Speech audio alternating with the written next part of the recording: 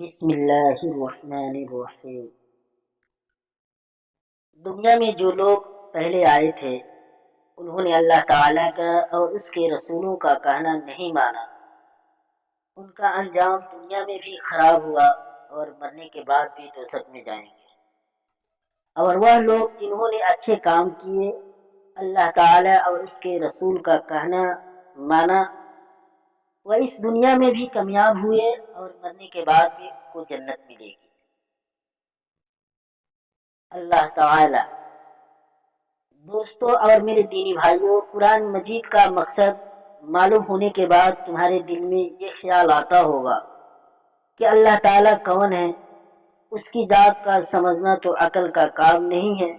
اللہ تعالیٰ نے اپنے متعلق قرآن میں فرمایا ہے، اللہ تعالیٰ ایک ہے اور وہی عبادت کے قابل ہے۔ اس کی ذات میں اور اس کے کاموں میں کوئی شریک نہیں ہے، نہ اس کی کوئی اولاد ہے نہ وہ کسی کی اولاد ہے۔ وہ آسمانوں اور زمینوں کا نور ہے، وہ ہمیشہ سے ہے اور ہمیشہ رہے گا۔ اس کو نہ نیند آتی ہے نہ اونگ۔ آسمانوں اور زمینوں میں جو کچھ ہے سب اسی نے پیدا کیا ہے۔ بغیر اس کی مرضی کے کوئی ان کے سامنے کسی کی سفارش بھی نہیں کر سکتا ہے۔ جو کچھ ہونے والا ہے اور جو کچھ ہو چکا ہے سب اس کو معلوم ہے۔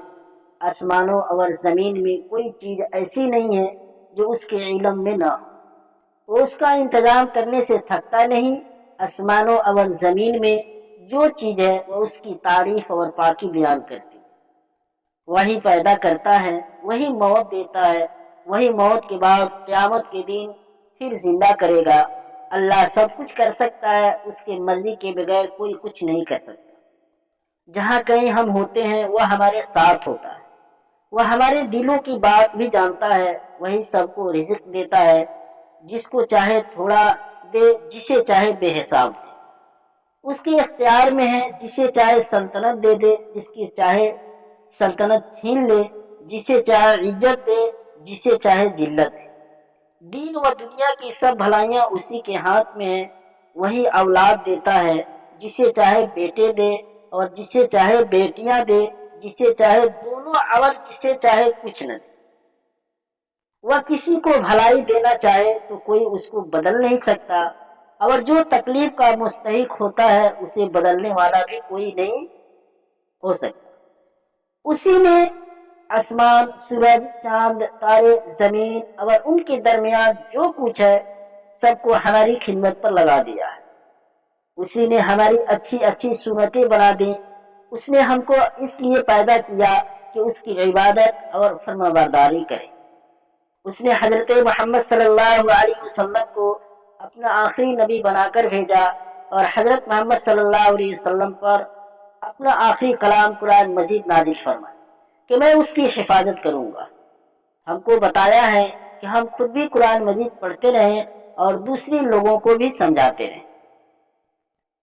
فرشتے، یہ اللہ میاں کی بہت بڑی مخلوق ہے اور بہت طاقتور بھی ہے۔ ان کی شکل و صورت کیسی ہے یہ اللہ ہی بہتر جانتا ہے۔ فرشتے اتنے زیادہ ہیں کہ ہم ان کی گنتی بھی نہیں کر سکتے۔ یہ فرشتے کچھ کھاتے پیتے بھی نہیں ہیں، کیونکہ اللہ تعالیٰ نے ان کو ایسا ہی بنایا ہے۔ یہ صرف اللہ تعالیٰ کی عبادت ہی کرتے رہتے ہیں۔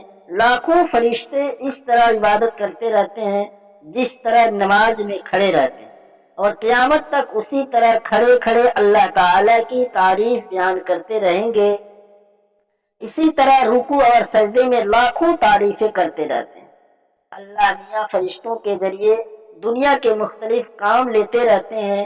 ان کے سب سے بڑے اور مشہور فرشتے حضرت جبرائیل علیہ السلام ہیں، جو ہمارے نبی صلی اللہ علیہ وسلم کے پاس وحی یعنی اللہ کا پیغام لے کر آیا کرتے تھے۔